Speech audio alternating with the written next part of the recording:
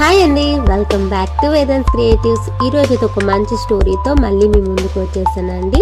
మన ఛానల్ని ఇంకెవరైనా సబ్స్క్రైబ్ చేసుకోకపోతే వెంటనే సబ్స్క్రైబ్ చేసుకోండి. మీరు ఎప్పుడైనా అందరినీ చూసి స్నేహాన్ని చేశారా, లేదా అందంగా ఉన్నానని స్నేహాన్ని తిరస్కరించారా? అలా చేస్తే ఏమవుతుంది అనేది ఈ కథ చెప్తుందండి. మీరైతే వీడియోని చివరి వరకు చూడండి, అప్పుడే మనకి ఫుల్ స్టోరీ అర్థమవుతుంది.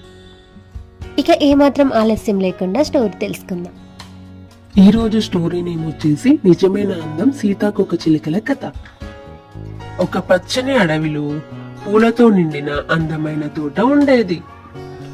ఆ తోటలో 2 సీతాకోక చిలుకలు ఉండేవి. అవి ఎంతో అందంగా రంగురంగుల రెక్కలతో స్వేచ్ఛగా ఎగురుతూ ఉండేవి. వాటిని చూసిన ప్రతి ఒక్కరూ అబ్బా ఎంత అందంగా ఉన్నాయి అని మురిసిపోయేవారు. ఆ అందమైన తోటలోనే ఒక తేనెటీగ కూడా ఉండేది. తేనెటీగ చూడ్డానికి వాటంతా అందంగా లేకపోయినా దాని మనసు మాత్రం చాలా మంచిది. తేనెటీగ ఆ సీతాకోక చిలుకలను చూసి ఇలా అనుకుంది, నాకు వీటితో స్నేహం చేయాలని ఉంది, వీటితో ఎగరాలని ఉంది నాకు.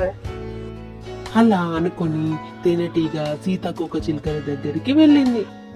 వెళ్ళి వెంటనే ఇలా అడిగింది, నాకు మీతో స్నేహం చేయాలని ఉంది, నన్ను మీతో స్నేహం చేయనిస్తారా, మీతో పాటు తిరగనిస్తారా అని అడిగింది తేనెటీగ. అప్పుడు సీతాకోక చిలుకలు ఇలా అన్నాయి,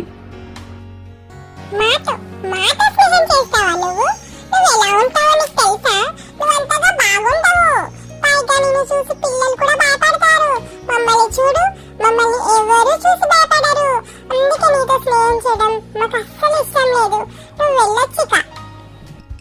నీతో మేము స్నేహం చేయలేము అని చెప్పేసరికి తేనెటీగకు చాలా బాధేసింది.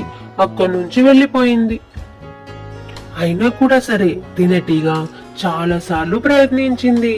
మరొక రోజు, ఇంకొక రోజు, ప్రతిసారి అదే మాటలు చెప్పాయి సీతాకోక చిలుకలు. నీకు ఎన్నిసార్లు చెప్పాలి, నాకు నీతో స్నేహం ఇష్టం లేదు, అంతే, ఇక వెళ్ళిపో నువ్వు అంటూ చాలా కోపంగా చెప్పాయి సీతాకోక చిలుకలు. ఆ మాటలతో తేనెటీగ లోపల చాలా భయపడిపోయింది, బాధపడిపోయింది. కానీ ఎవరికి ఏ హాని చేయలేదు. కొన్ని రోజులకి సీతాకోక చిలుకలు ఒక స్కూల్ ముందున్న గ్రౌండ్ కు వచ్చాయి. అక్కడ రకరకాల పూల చెట్లు ఉన్నాయి. ఆ పువ్వులను ఆస్వాదిస్తూ ఆనందంగా ఎగురుతూ అక్కడే ఉన్నాయి.